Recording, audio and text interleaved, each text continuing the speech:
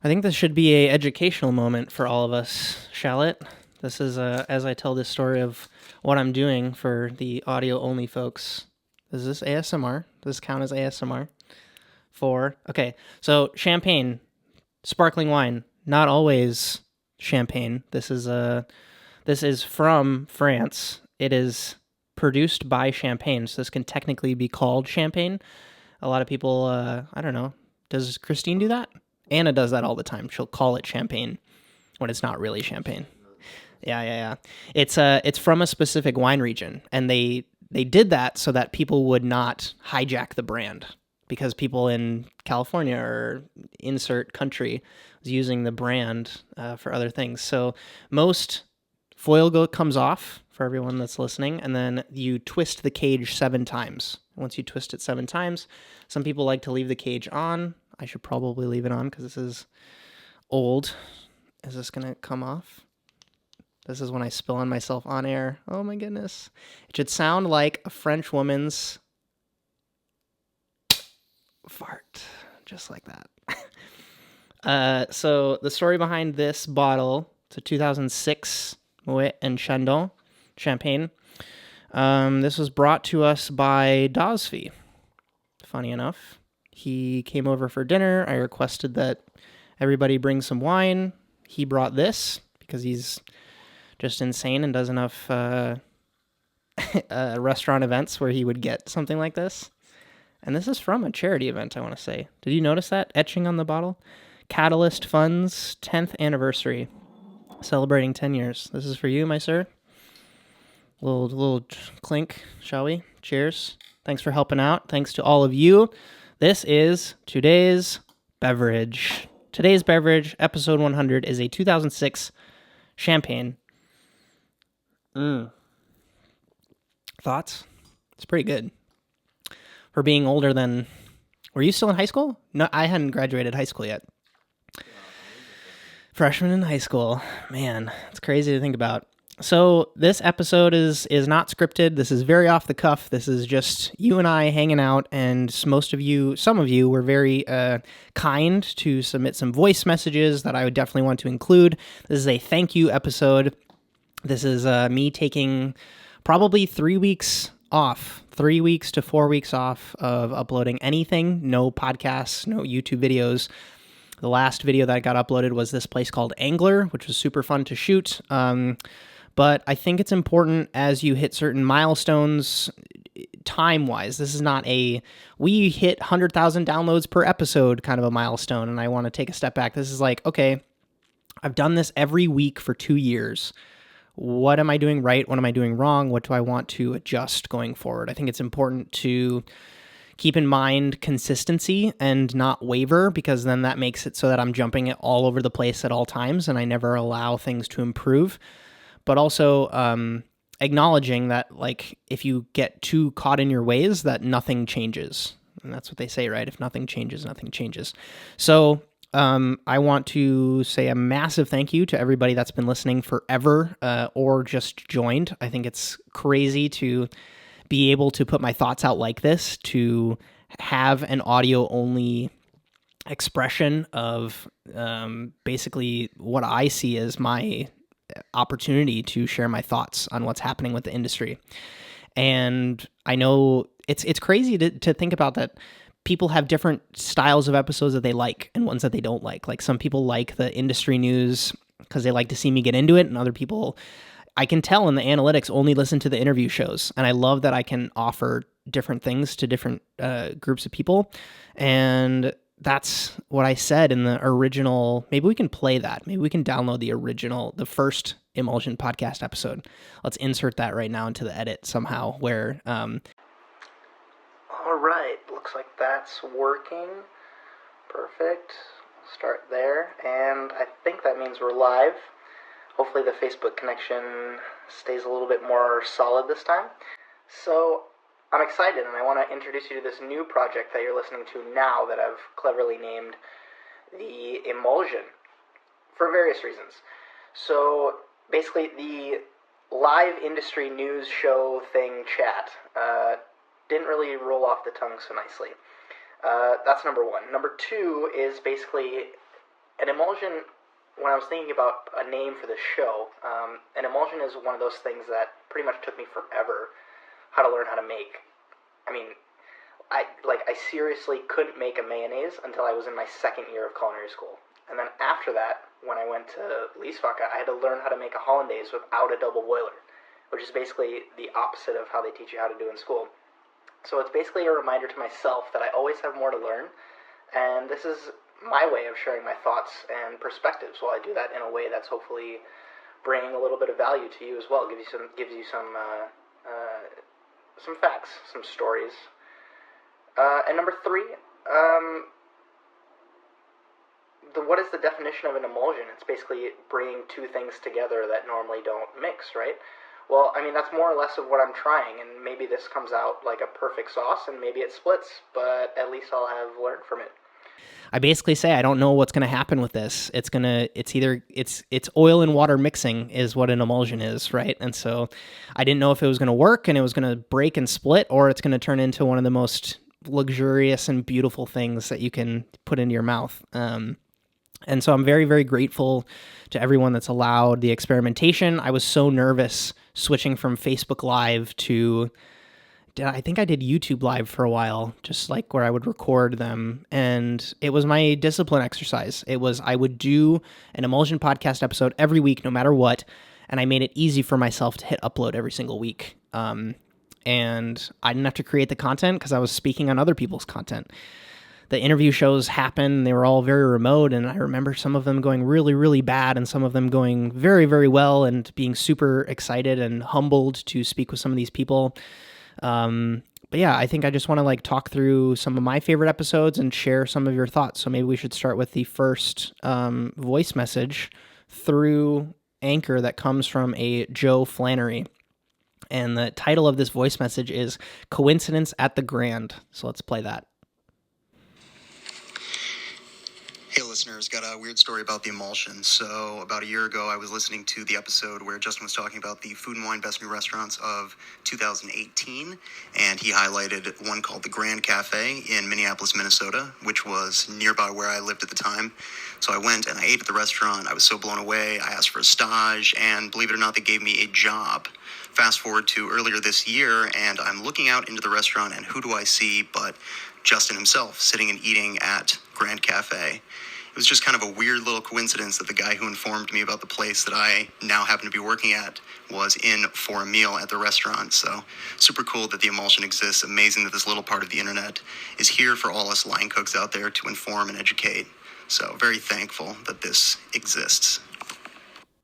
That's awesome. I remember I am so sad that I didn't get to say hi to Joe in person, because I remember DMing him on Instagram and I was like, I'm going to Grand Cafe tonight. Or he saw my post of I posted one before I went to dinner, the sign outside, and we were messaging and I was like, hey, come say hi out in the dining room. And I don't think you did, Joe. I think you had just gotten off of work and then I came to sit down, or I was sitting down as you were on your way out and you weren't sure if it was okay to come say hi. But yeah, I super pumped to eat at that restaurant. I'm super glad I got to make a video about that restaurant and that meal. Funny enough, the gentleman who I'm cooking with next week, Spencer, who I ate with, he got a job there. And so he's only 14 and they were super excited to have him come work in the restaurant. So that's his first kitchen job where he's working on a regular basis. So that restaurant has a really, really exciting place in my heart, and I had a fantastic time there, and I really hope to come back. I know that she's Jamie Malone is doing a lot of really fantastic stuff in that city, and it's great to see. So thank you for your message. I am always happy to connect. I know that this world gets super small as you start to get into it, and any opportunity that I can have to connect you folks with other people, or even just show you that there are things that are out there. This is the podcast that I wanted to listen to in culinary school, and so I'm super grateful for that. And there was one other thing that I wanted to bring up there. Oh, if you see me in public, come say hi, please. Like, it's not a, I mean, obviously if Anna and I are fighting or yelling at each other, then maybe don't insert yourself in that way. But yeah, for the most part, I'm super keen on being accessible, because I don't think that there's any aura of me not wanting to meet you folks. And I hope that's evident in what I try to put out into the world of being super accessible. And I love taking questions, and I love saying hi. I love interacting. So I don't think there's ever a point when there are a few points where it's not okay, but I think for the most part, if you see me out at a restaurant, I would rather get a selfie with you than not get a selfie with you.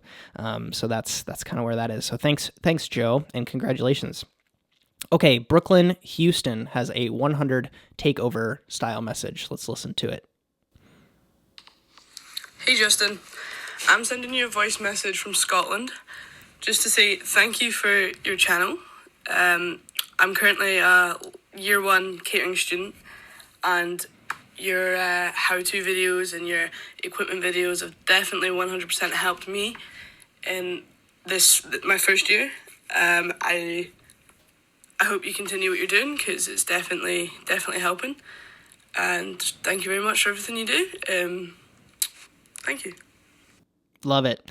I always get curious with those messages of equipment videos and how-to videos, and you folks are so awesome to say that they help, but I always want to dig a little bit deeper and say how. Like, how did it help? Did it give you some clarity as to, like, well, I thought I had to get a knife that did this, but you showed me that it doesn't have to do that. Like, or I thought that I should be thinking about this kind of organization, but you showed me that I have to do this kind. And so, thank you for your message, and I'm super happy to be able to reach people in Scotland. That's what the internet is great for. But I always like to hear more, and that's why I like to have more in-depth conversations with you folks sometimes, where it can be more of a back and forth to hear about why, because that's ultimately, like, if you tell me that you got value out of the certain way that I explained things, then I can do more of that, because I'm confident that most of us creative, chef-minded, food-focused people learn in different ways than other people do. And so sometimes the book route doesn't work for you, and sometimes seeing it visually or hearing it audibly flicks a different switch, and it's easier to digest sometimes. And so that's why I make things available in different formats. And if you listen better than you see, or if you get more value of seeing it rather than reading it, there's a guy who was kind enough to reach out and say that he wants to transcribe some videos into articles. So it's coming in written form soon. Like, intermezzo style podcast episodes should be in written form, because I think some people learn best when reading, being able to take notes and jot all over it and, like, be able to revisit it, as opposed to this inconvenience of where in the episode did he say this, where if you could, like, highlight things or print it out even, like, some people might learn better that way. I'm talking to Joe behind the camera for everyone that's wondering who I'm speaking with. I'm the Joe Rogan and he's the Jamie, or who else has that relationship? Jimmy Kimmel and Guillermo. This is so good. Let's try not to finish the whole thing. All right. In Anchor, I was really frustrated on how to find the voice messages. It's in the publish button. It doesn't link to the specific episodes. And so I actually asked Ray of Line Cook Thoughts to submit again, because I didn't think that he was fully there. So let's play his second one, because it's the edit is always better than the original. So I have a message from Ray DeLucci from Line Cook Thoughts. I was on his show. For everyone that hasn't listened to that, I actually got a few new podcast listeners from that show. So I'm very grateful to Ray and what he's putting out into the world. So what does Ray have to say? Hey Justin, it's Ray DeLucci from Line Cook Thoughts. I just wanted to say thank you. When I started podcasting and Instagramming, it meant so much to have someone to look up to, and to have someone to just talk to. And I had so many questions when I entered podcasting, and you answered them all. Back before I had 1,000 followers on Instagram, back before I had 20 listeners on the podcast, you were there answering questions for me. That day when I called you, when I wasn't sure if I should continue podcasting, and you helped me get back on the horse, and you were able to inspire me through your words. So just thank you so much. It meant so much to meet you at EMP, and I hope we have more times where we can share a drink and just talk about the future projects that we have going on in the food scene. And I just wish you the best of luck on your next 100 episodes. I know you're going to kill it. I'm so excited for the content you're going to put out. I'm so excited to see where you are in 100 episodes. Thank you so much for everything you do. You have such a large voice in this industry that you don't realize, and I just wish you the best of luck in all you do. Thanks, Justin. That last one gave me goosebumps. That's crazy. Yeah, I think as I think about when I started this whole media thing, I didn't have anyone to model any of this after. There isn't a chef that's doing podcast. I mean, David Chang came along, but I tweeted about it once where David Chang's podcast is just a vlog that he publishes in audio form only. It's not a very focused podcast. It's just David Chang sits down with this designer or this musician or this athlete. And I love that. I love that he's experimenting in that way, but I didn't have a clear path, and so I've had to do a lot of experimenting. And when someone from the industry comes to me and says, "Hey, I want to do this media project," I would be doing a disservice if I didn't continue to want to mentor that kind of a person. And so, Ray, when you talk about getting criticism or how do I publish this, or like, oh my God, I recorded this and the sound doesn't really sound that great, and do I want to put that out into the world? Or like, I just got an interview with this person and I'm so nervous. What do I do to prepare? Like, if I'm in the firm camp that if I help you, you're going to help me. And I don't think that there's ever a instance where I want to beat anyone. I said that in my year playbook for this year. I'm trying to play an infinite game. I think that if I can continue to help and mentor people, it's only going to come back around in good karma, where however you believe that things happen. And so thank you for that. It really makes me feel good to know that there's I have peers now. It's crazy. I started feeling very alone, feeling very like the only people I could relate to is other content creators who are in travel or in, I don't know, photography, creative industries, and to have someone else who is wanting to inspire the next generation of chefs is very, very stimulating for me. So thanks, Ray. Want to continue to be inspired by you and have you on the podcast very, very soon in season 2. Connor submitted. Connor, I'm always very surprised. So we have a friend named Connor Kaysen. He runs a channel called Find Me in Seattle.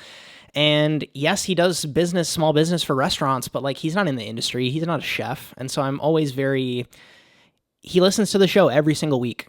And so I'm very, very humbled that he gives me the watch time and the air time, but also he says he learns things, which I think is kind of cool. Because I always give that as an asterisk to people that, well, this is kind of an industry podcast. And like, you have a food podcast? And it's like, yes, I talk about food, but I also talk about these like greater issues at large. And so I always get a little hesitant to recommend the podcast to people who aren't in the industry because sometimes it can be a lot and you don't really understand what I'm talking about. And I want it to be that way. But he listens to every single episode. So let's see what Connor's got to say. It's titled 100. Yo, Justin, this is Connor, a.k.a. Find Me in Seattle. For your 100th episode, I just want to say congratulations and tell you how much I appreciate you. Your consistency to deliver content across so many platforms is really a motivating factor for me to continue to create. I'm inspired by you and your entire story. I can't wait to keep cheering you on. I can't wait for this episode and all the episodes to come. Keep kicking ass. I appreciate you so much, and I wish you the best. I always get intimidated by that because it's been three and a half weeks since I've hit publish on anything. But yeah, Connor's a super good internet homie and he inspires me just as much. And I think that this is the trifecta, right? Of Joe helping me, helping Connor, me helping Connor, featuring Connor. We need to do a Where to Eat in Seattle video. That's the plan. Where you follow Connor and I around and we basically just hook up with all our homies and get their recommendations on where to get the best ramen and where to get the best pizza. And we'll have 2 pizzas because one person says, no, your pizza sucks. My pizza's better. So very, very excited for that. And yeah, thanks, Connor. Last episode, I peer pressured Spencer Dunnison into leaving this at our coaching call this morning because I was like, well, today's the last day to submit if you don't have your voice memo in already for the Emulsion podcast. And Spencer's a really great person who I've had the pleasure of meeting in person. And then he just completed his culinary schooling in New York and he left a message. So let's see what he's got to say. Hey, Justin. I just wanted to say thanks for all the content you put out. It helped me decide to move into the culinary world when I was trying to figure out if that was the right path to take. And then for all of the content you've put out since and all your coaching help that has helped me find a path and stay on that path. And yeah, thanks again. Love it. Yeah, like I said, I just had a call with that guy this morning. He's back in the Pacific Northwest, which I'm very, very excited to hear about because I definitely want some chances to work with him in person after he's gotten his schooling taken care of. So that's great.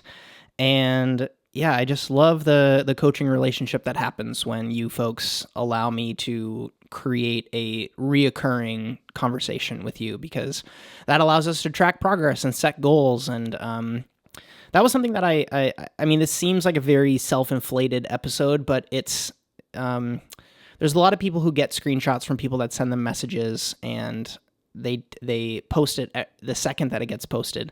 I don't think that I've published one. I have a screenshot folder on my phone that has messages that you folks send me saying thank you or showing your appreciation.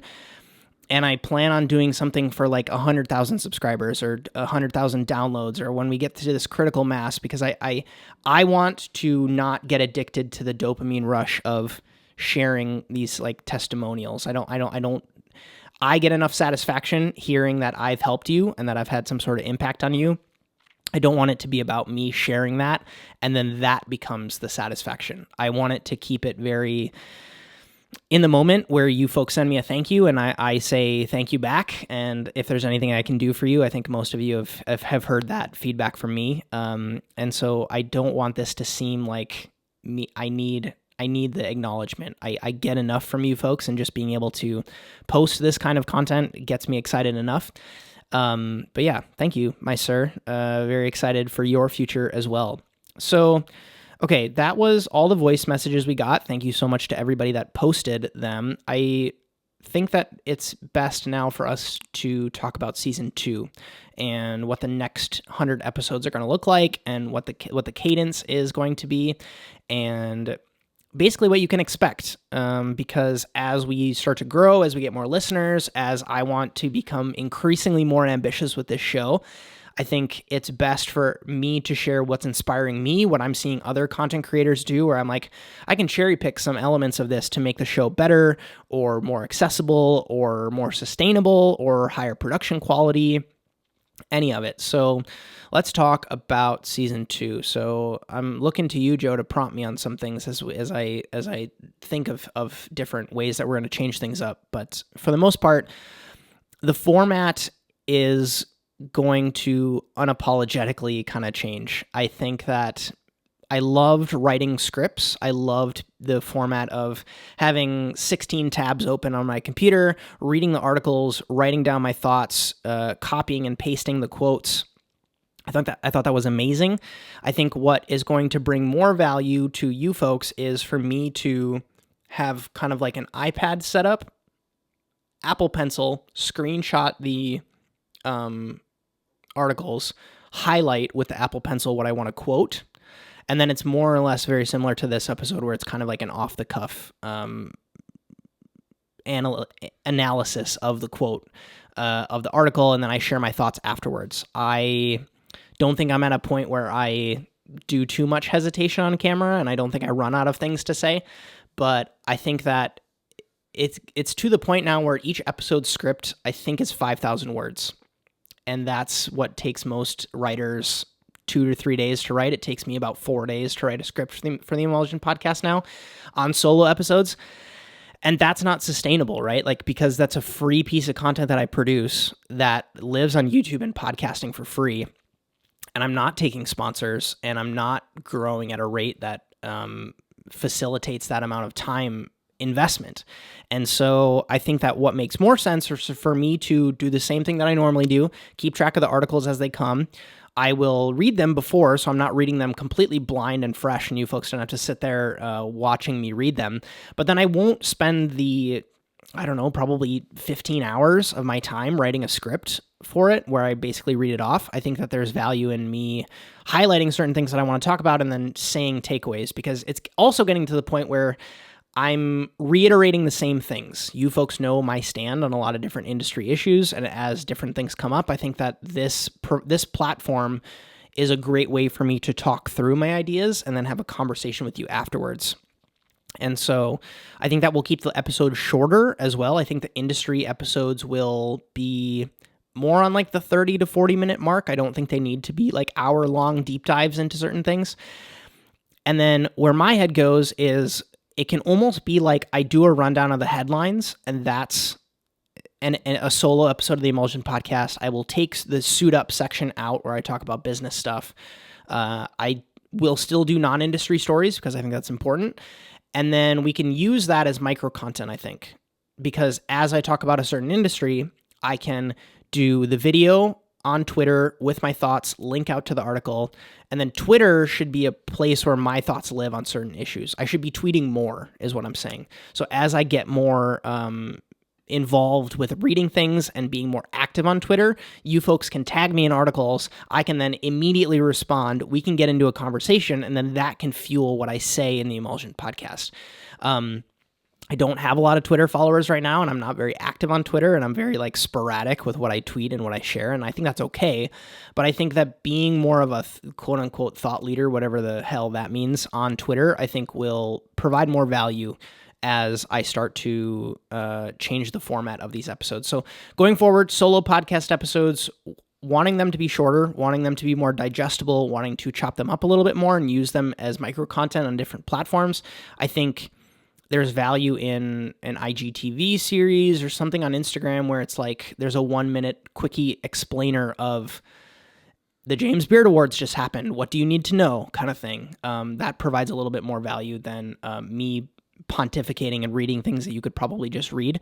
But again, what we talked about earlier in this episode, people learn things in different ways. And so if you would not like to learn about the James Beard Awards because it's an article and there's value in me publishing a video that's, a 1.5 minutes long that lives on Instagram that tells you what happened with the James Beard Awards this year and why it's important, I think that's more valuable and can reach more people rather than me making the barrier to entry a 59-minute episode where somewhere in there, there's the news. So that's an update on solo podcast episodes. And then I think that I've started to see a theme as we got into like the 70s and 80s and 90s of episodes where certain things would happen in the industry and they would basically take a large chunk of the show. They would take 25 minutes to cover. And so to me, that stands out as like light bulb, that should live as its own episode. So it should say on cultural discrimination, on sourcing sustainably, on management or whatever. And then I can pull a bunch of different articles, not necessarily from this point in time as a snapshot, but I can go back and I can research and I can say like, oh, in 2012, they published this figure. And it can be kind of like a deeper dive into a certain topic as opposed to me just covering the news. And that will also give me some speed, right? Because that can live as a article that I continue to that can get published as an article where I talk about, I did my research on these topics and that's exactly what happened.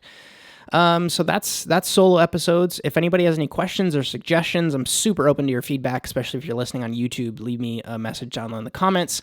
Or if you're on Twitter and or if you're not on Twitter, or you are on Twitter but you aren't following me, Justin_Khanna, tweet at me, #the Emulsion. I want that to be a bigger thing in season 2. I want us to take advantage of that hashtag where the news lives for the industry. That's what you can kind of expect solo-wise, shorter headline-style things, deep dives in certain topics. I think that's really important. That can maybe be called an intermezzo. I'm not entirely sure what that's going to look like yet. Interview episodes. So Joe and I invested in a second camera, a B cam that we're going to use to mirror some other great shows that I personally watch on YouTube, a la Rich Roll, Matt Diavella, different people who have video-focused podcasts with industry leaders, thought leaders. I'm wanting to lean into that even more now that I have a certain number of episodes under my belt and we have a nicer setup and I have someone that helps me produce the show.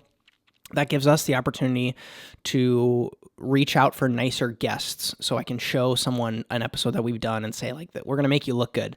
And I'm going to ask you questions that are even more important to what you're doing, whatever that person is doing. And so I want, as I start to travel more, and Joe will hopefully travel with me, or we will have setups that are mobile and easy to set up where I can just have someone monitor, that's going to be a bigger and more realistic reality for us. So very excited to bring that to you folks.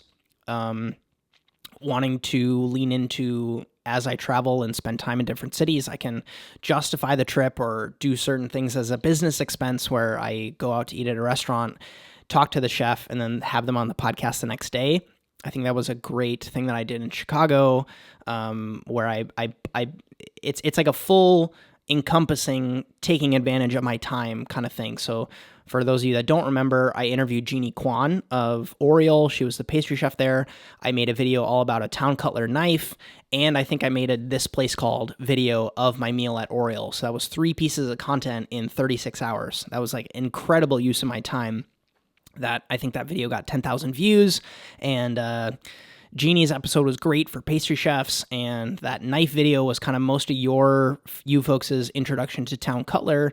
And so I want to do more of that, right? So thinking about as I collaborate with certain people, it's not just, hey, will you be on my podcast, one and done kind of transactional. It's like, hey, you're opening a new restaurant, let's have you on the podcast, let me produce a video for the new restaurant, and then let me eat there and document the meal. And so then you folks get kind of like a well-rounded insight into what this person is all about and how I interact with certain people. And then that feels better to me than being like slimy, oh, well, you have a book out, come on my podcast and do the same interview that you're going to do with 6 other people in this city. And also, like, I realize that it's kind of a stretch to have people that live in New York and live in San Francisco and live in LA come to Seattle, and I would love to do like a vlog of us exploring the city together and me going down to the fish market with them and showing them around, or we do a voyage dinner together and we collaborate in that way.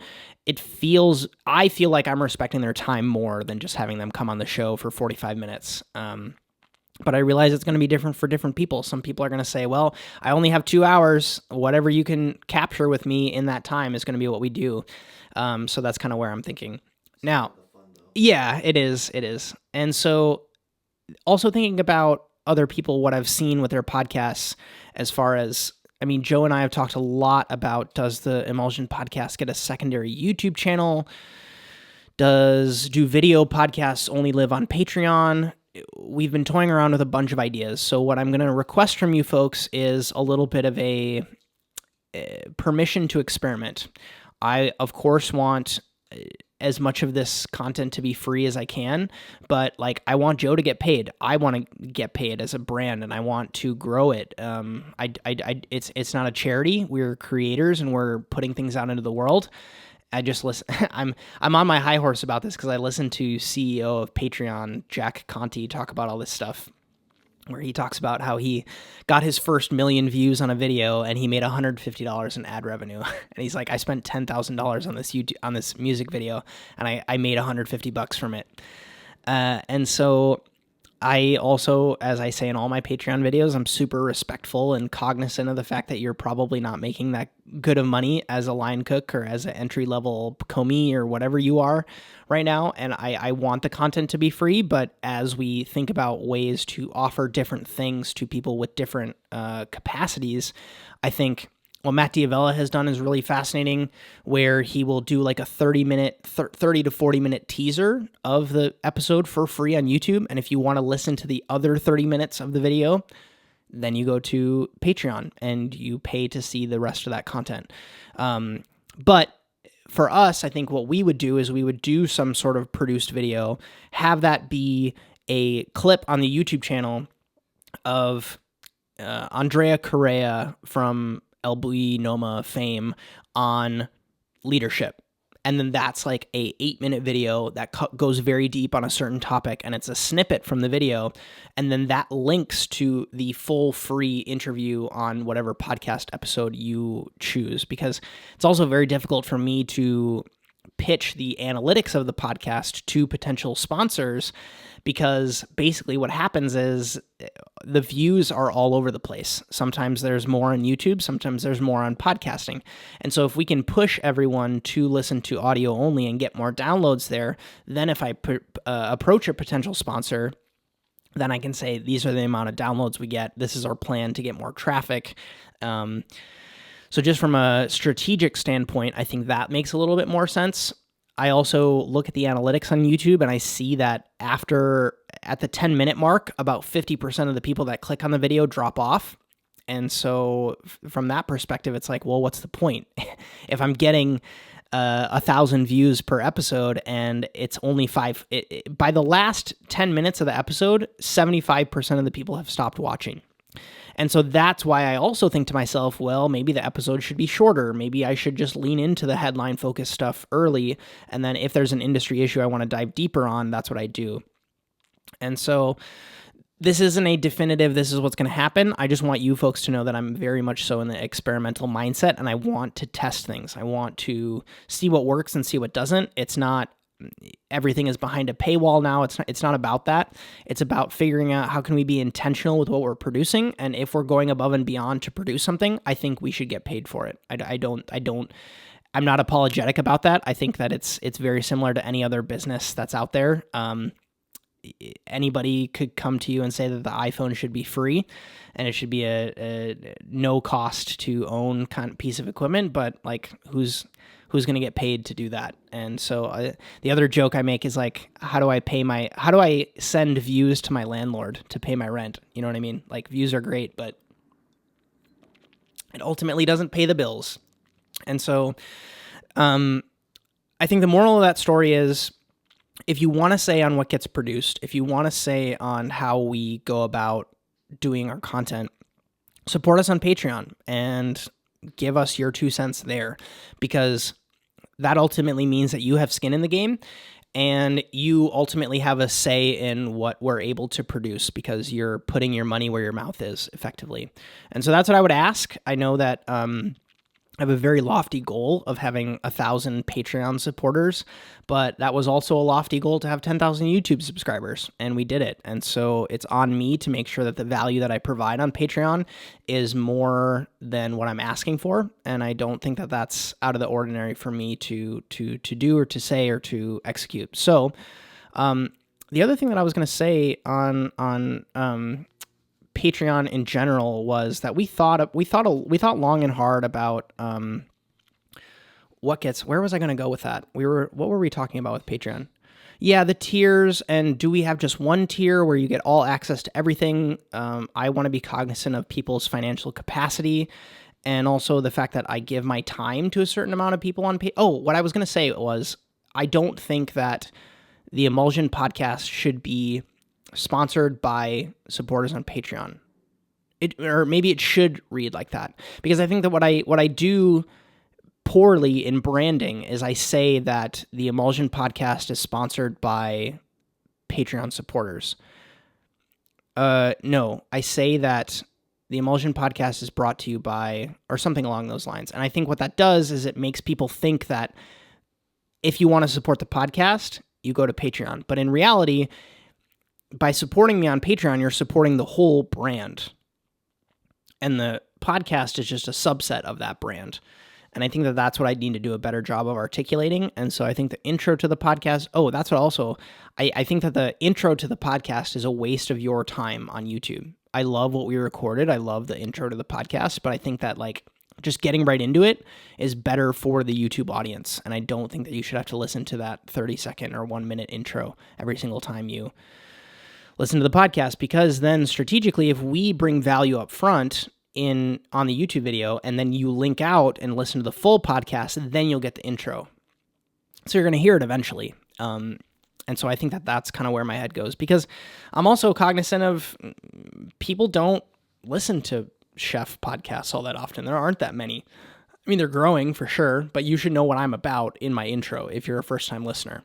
So yeah, I think that reworking some of the podcast tiers, I think is very, very important. Making sure that that's not a new email, because I'm wanting to do that next. Did I cover everything that we've talked about as far as like strategy, solo episodes versus interview episodes versus deep dive style episodes, I think that there's segments of the show that I would want to lean into more, and some that I just want to take away. I think the show's gotten too clunky. I've included too many segments of the show that don't necessarily need to be there.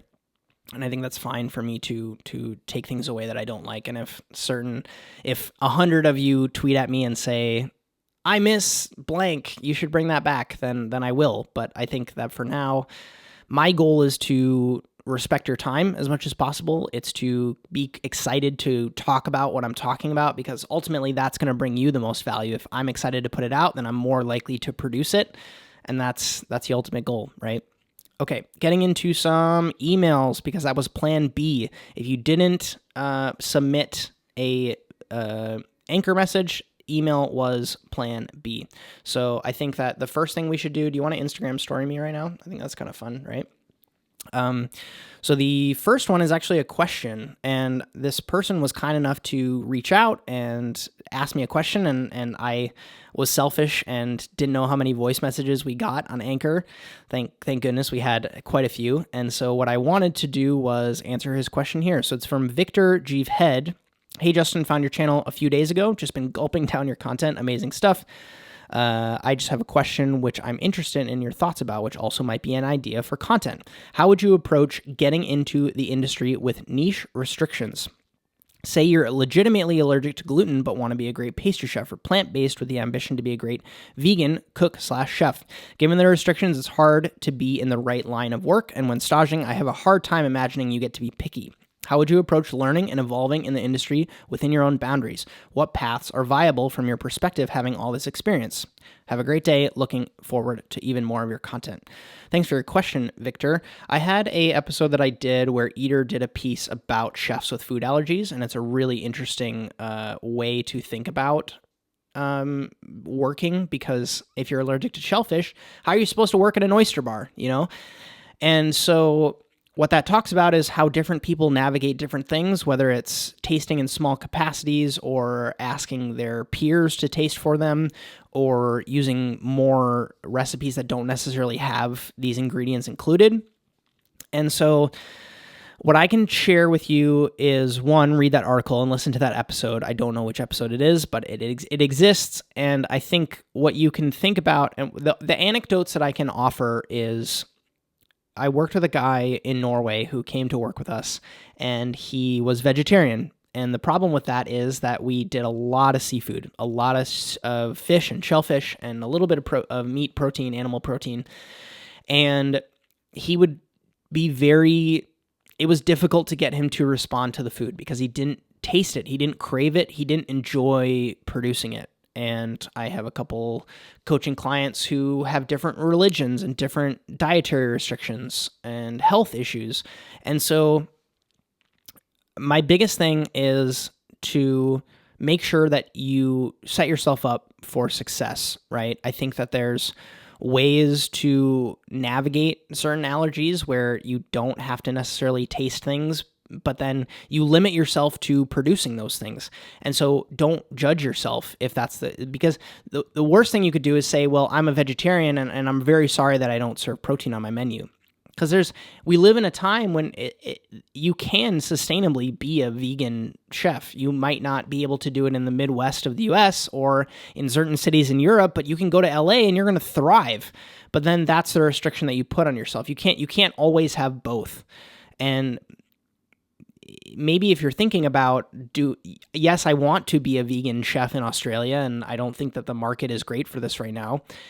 The internet allows you to do some really fantastic things. So you might not be able to do it in the traditional way, but you can still totally make it happen.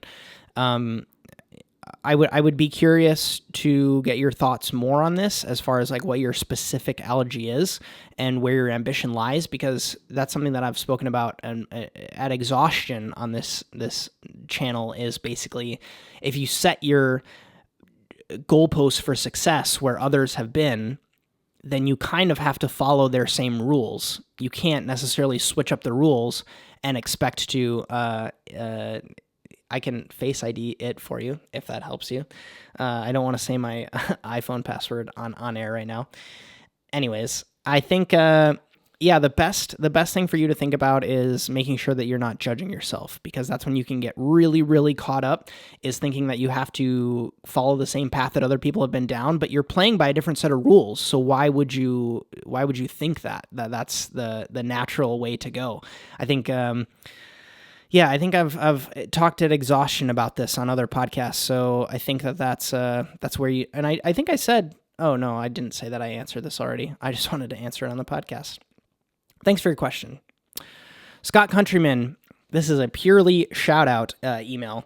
Hi, Justin. My name is Scott Countryman. I'm a chef in Charleston, South Carolina. I stumbled upon one of your YouTube videos and stole the cherry sauce to put on a pork loin special. Anyways, the video inspired me to get deep into my catalog of content you've put out there, and it's been truly educational and inspiring. Not to S your D or anything, but your recipes are amazing, and I can relate to your style and down-to-earth nature. The quality of the content you provide and the multiple avenues that you make it available forms a very strong bond from the consumer's perspective.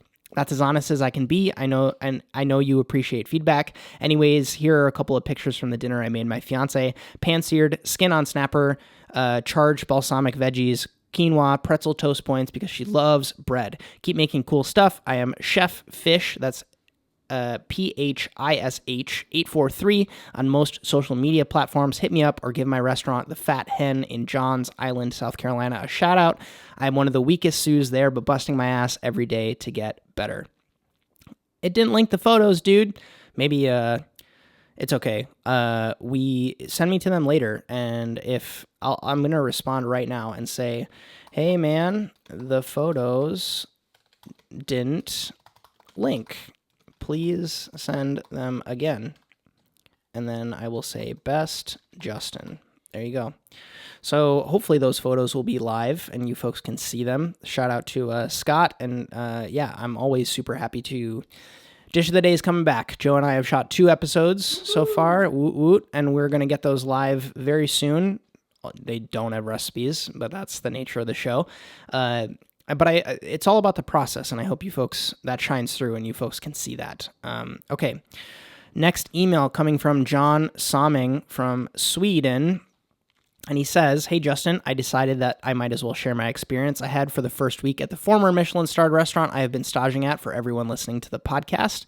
This is very much a story-focused email, which I love. To start, becoming a stagiaire at this restaurant wasn't hard. The head chef called me less than an hour after I had sent an email to them, and I was stunned at first, especially because I had missed his call. And I directly called back and told them I was told what to bring and how to enter. Start date was 1st of March, a Friday. At this point, the restaurant was a Michelin-starred restaurant, one of 4 in my city and one of 5 in the entire region. Less than 2 weeks before my stage started, they lost that star, which I was worried this would affect my time there. I was wrong. So the day comes, I am pushing the button to the doorbell, and I'm greeted by a big and burly northern Swede. There was a quick introduction between us, and he toured me through the kitchen. It wasn't a big kitchen, and there was a renovation of the kitchen next month, with everything new except the stove. I quickly found out that the big and burly northern Swede is the pastry chef of this restaurant, and I myself leaned towards that myself. So I were to help him on his station during the service. There was an hour into the prep, and I am using the mandolin to cut blue Congo and then punch out perfect circles to them. They were to be cooked afterwards, which went horribly wrong. They weren't cooked all at once, so while some were still raw, some were done, and the majority were raw. Cue Gordon Ramsay. The head chef was cool about it, and he told me not to blame myself over it. He should have done it with me. My second task was to cut champignon mushrooms for them to be dried overnight. I was told by the pastry chef that the dried mushrooms would be for the gougere snack that is served for the tasting menu and the 5-course menu. They aren't meant to be eaten, even if some guests eat them, I was told. With all this done, it was time for service. It was time to make the gougere snack, as well as putting new yellow spring flowers, which I have regrettably forgotten the names of, on a plate, and it should be with a lot of these flowers on all of these plates. These weren't made to be eaten either, and I later found out that the second plate was to be put on top of these flowers. In similar fashion, I was also tasked to put fresh pine twigs on the plates as well. So service began, and the gougere snack station went pretty quick. I filled the delicate gougere to the brim with a very fine duxelle, and then it put in the oven to gain heat. Finally dipped in olive oil and then a lingonberry powder. It was there to be plated on a bed of dried mushrooms. Quite simple, but it had to be perfect. That was my task. I did a lot of observing and plating at the pass before the dessert started to roll out, and that's where the pastry chef let me taste most of the components to the dishes. To this date, I have never chuckled just by putting ice cream in my mouth. That's how refreshing and good it was. Shutting down the kitchen was amongst the quickest I had ever seen. I had to put the pine twigs and flowers to where they belonged. It was quick because it was rather a small kitchen, and I was on my way home before midnight, but I didn't get home until 3 in the morning. That is a great stagiaire story. That's definitely how most of us will end up starting, and I know that you, John, went on to work at a 2-star Michelin after this, so it all starts somewhere, and I think that telling these stories is something that I don't do enough of. Frankly, I feel like I black out on most of these experiences. I mean, I feel like if you really sat me down and asked me what my experience at WD-50 was like, I could probably get into it, but yeah, it seems like this thing that's so insurmountable to work at a restaurant and to plate some of this food that you see on Instagram. And then you do it, and then you get this renewed confidence. And sometimes you fuck up and you don't cook the blue Congos just right. But it ends up being just a stepping stone on your path. And you look behind you and you have this whole trail of things that you've done to get you to where you are. But it has to start with a couple of fuck ups and a lot of anxiety. But then you eventually get there. And I think that's thank you for sharing that story, because it provides confidence to people who think that it's this thing that they can never achieve. They're never going to be good enough to work at these restaurants. And it always starts that way. So thank you. Next email comes from Allie Hutton. Message is Emulsion Takeover. Thank you for following my instructions. They say, congratulations on episode 100. Really enjoying listening to the show and how it leaves me feeling inspired to go out and crush it. From adopting hashtag total station domination and making a few tweaks along the way, I'm now a head chef and ready to start a couple of side projects, knife sharpening service, pop-ups, and a couple of apps. I'm on my way to Sean Brock / Coutelier, NOLA, hybrid, Dream HQ This person's Dream HQ is a shop / street food / coffee downstairs, 30-seat fine dining upstairs with a lab and a bar. Is that his concept? I think they're going to work there. I think that's what they're saying, because that sounds very similar to what Sean Brock has in the works. They're from Glasgow, Scotland. Second Scotland person on the show. That's fantastic. Raise a glass of single malt and wish you the best for your next 100 episodes and my future projects. Thank you so much. That really, really means a lot. I think that once we get these certain principles down together, I think it's easier to relate to each other. And knowing that I was talking about this. Who was I talking about this with? I think Jade and I were talking about it, where a lot of times people want absolutes. They want things that they can hold on to as law, and like the laws of physics, that like no matter where you go, this thing applies. And it's very difficult to distill that sometimes in giving kitchen advice, because every restaurant is different. Sometimes perfection in execution applies at a Michelin-star restaurant, but if you move to a food truck or a pasta place, it's all about making sure it's fast and tasty. And so I would hate to say that making everything perfect and aesthetically pleasing is a pillar, because it's contextual. Sometimes it matters, sometimes it doesn't. But when I do find these things like total station domination, I think that transcends every single kitchen environment you're in. Even at your house, it makes sense to have total station domination. So yeah, congratulations on your move, and I hope that it's going well. This was back in March where you sent me this message. We're in June now. It's freaking crazy that it took me that long to execute on this, but here we are. I have another email here from Nathaniel Brown. It is not titled, but that's okay. It's, quote, I'm new to your channel and I was wondering if you have any advice for how to get to the next level. I've been a line cook for a while and I really want to get into fine dining eventually. I know I'm not at the level yet, especially having a humble experience doing a stage. Thank you for your time. So this is always a very interesting piece of advice that I get requested to give often, is to how to go from 0 to 1 is what it feels like oftentimes for people. And I think that's okay. I think that you see these people executing with speed that you can't even fathom, and juggling multiple projects, and being organized and cooking things that you don't even know how to cook. You would probably think that you'd screw it up. You don't think your knife skills are fast enough. Joe and I are working on a series where we're going to be able to offer you like practicable videos that you can buy cheap ingredients for and time yourself to get faster at these things. But I think that's what it ultimately comes down to, is what are you lacking? Are you lacking organization? I find that most people, when I probe and ask these deeper questions, it's usually you're struggling with organization, which I highly recommend you watch my prep list video on. The short of that is prioritizing your tasks and asking yourself, what am I afraid of? Usually the task that you're most afraid to do is the task that requires your attention next. So that's what I would suggest first. I have a video on that. And then a lot of other times it's speed. It's, well, I don't necessarily think that I'm fast enough to do this. And I'm working on that because it's a question that I get often. And aside from me telling you to take your entire prep list home and time yourself to doing it, I think you just have to time yourself at the restaurant. Like, how long does it take you to do 30 portions of spinach balls? And once you're done with that, then it took me 56 minutes. What does it take to shave 10% off that time? And then you'll eventually get faster. I also have a video about how to progress, and that's usually you need to push yourself past your comfort zone to then come back to neutral and then feel like you're more equipped to go faster.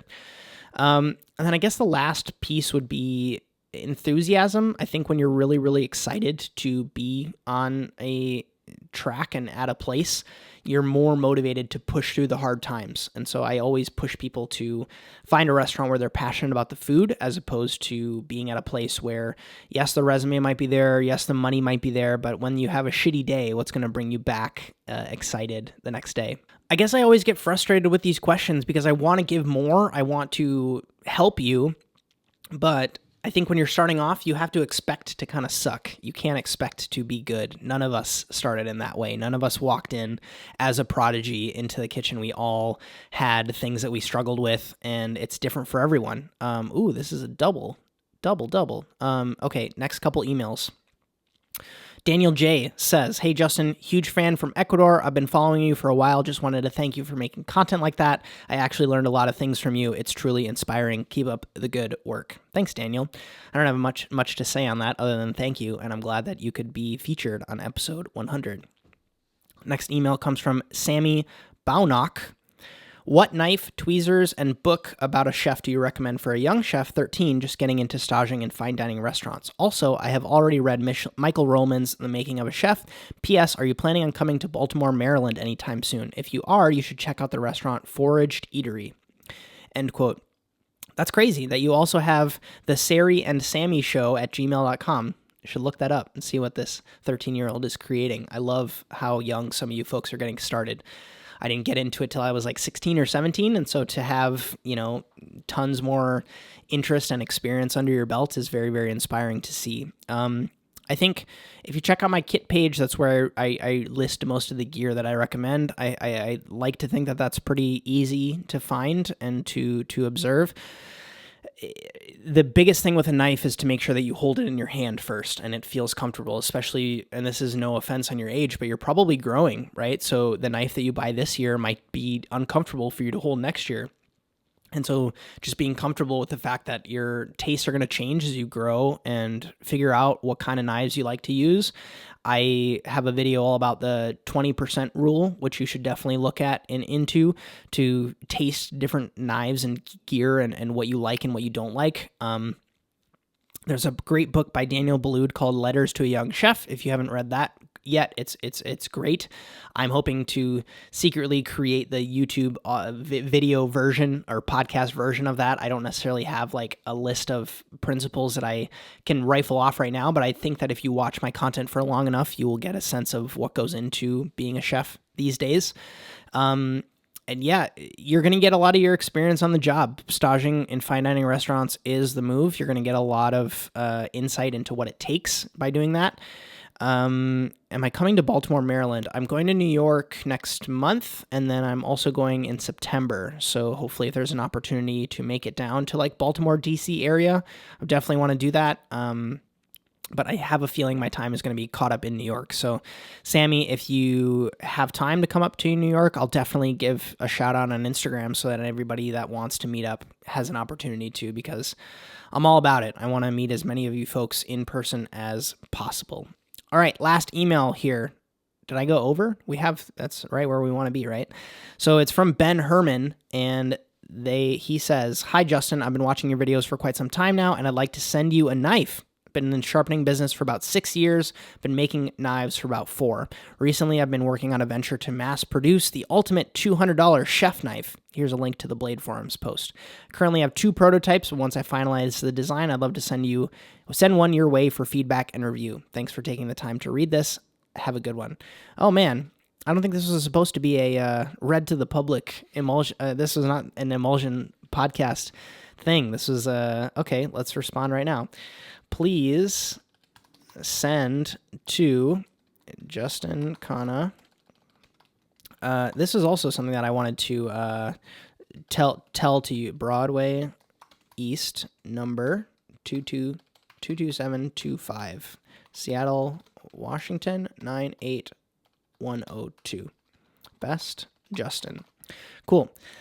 So, the cork board behind the pegboard, I guess, where I shoot most of my videos, that's like a backdrop. I would love for some of you folks that listen this far into the podcast to have a say in what goes on that. So if you folks want to send me things, small little art tchotchkes or things that you want to put up on a shelf up there, I would love to get it. And if it means something to you, then you can see it in the background of my videos. And I think that's for the people who listen this far only. I don't think that's something that I want to put as a normal YouTube video because I'll get 500 pieces of mail of junk that I don't necessarily want to put up. I hope that if we have a studio space someday that we can take advantage of that someday. But I think it's kind of cool to offer that to you folks. And it's in the description of most of my YouTube videos. If you want to send me mail, I have the address in there. And that just sends to a P.O. box that I pick up like once a month. So, I hope that has answered everything. Yep, I don't think I missed any emails. I think the biggest things that I wanted to announce here is cadence. I would love for this to still be a once-a-week show. I think Thursdays are a really good day for us to upload, but I don't think holding us to this... I think being less perfectionistic and long form on the content is going to make it easier to hit publish. And then being able to lean into the fact that every episode might be a little bit different. It's not going to be interview solo. It's going to be whatever we think is going to provide the most value that week. I think that's going to be the best thing for us to publish. And so that's what you can look forward to in season 2. The other thing with season 2 is I want it to be a combination of me seeking out more higher profile guests, ones that are a little bit harder to get on the show, that can hopefully provide some more value to you folks in addition to the scrappy ones who are just getting started. And then I also want to make an effort to revisit some of the guests that I've had on the show in the past. So like Kim from Ray's Donuts, she's been open for almost a year now. What is she dealing with as opposed to when she was on the show, she was just getting zoning permits for her donut shop. And talking about like Derek Simsick, who was on the show when it was Scout Restaurant, and he was talking about what it was like there, and now the restaurant is his. It's his restaurant called Conversation now, and what's he dealing with now. And then like even the later episodes of season 1, where I had John on the podcast when we were moving him out to Seattle, and now that he's been working here for 2 months, what are his thoughts and what's an update? So I think that, especially because most of the people I have on the show now are my homies, it's a little bit easier to get them on the show again, as opposed to, oh, you're not doing a book tour anymore, you can't come on the show, or you're not interested in shilling your thing on my show. And so that's definitely top of mind for me, is giving you guys a follow-up interview with some of these people where, yes, you listen to an hour and a half of our conversation, what do you have as follow-up questions? And I think that's something that not a lot of other shows provide or offer, and I'm very, very excited to be able to do that with some of the interview shows going forward. You need more vino, sir? You're good? I'm going to do a little bit more here as a final cheers for all of you folks. Did I miss anything? I don't think anything that we've spoken about. More micro content, more editing, possibly taking sound bites and putting them on Twitter, maybe Facebook. Like I would love to do some Facebook ads and get some people from different countries excited about the show and sharing what I'm trying to do with the show. More conversation on Twitter, I think is definitely top of mind for me. I don't think it's a separate YouTube channel. More Patreon stuff. I think I covered basically everything that's going through my head with interview shows and what you can expect for the next 100 episodes here. I think Joe and I are going to finish this bottle and try to continue to be productive today. We'll see about that. More coffee in addition to every single glass of this beautiful, beautiful 2006 champagne. If anybody has any questions or anything that they want to show off or request as part of this Grand Master Plan changing, or suggestions you have, again, with most suggestions I request, not guaranteeing that I'm going to listen to you, but I'm open to your feedback, especially if you're a supporter on Patreon. I really, really respect your folks' opinion there. And if there's anything you want to see going forward or guests you want to see, that's definitely support on Patreon. Leave me a message there. That's the easiest way to make sure that you're going to get your questions answered. Okay.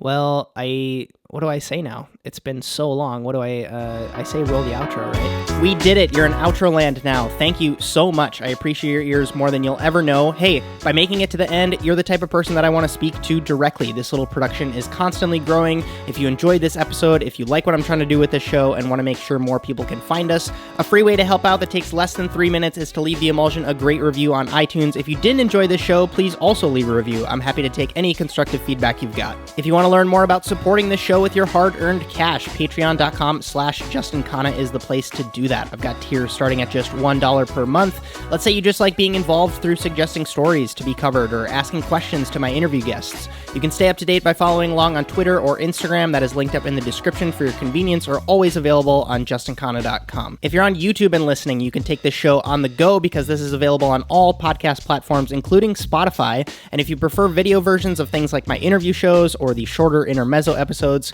and you're listening audio only, please check out my YouTube channel to see more of that. Now's normally where I'd say my name is Justin Khanna, and I hope you have a good one, but you've probably got another podcast episode to listen to, so I'm just gonna get out of the way here. Excuse me. Pardon me.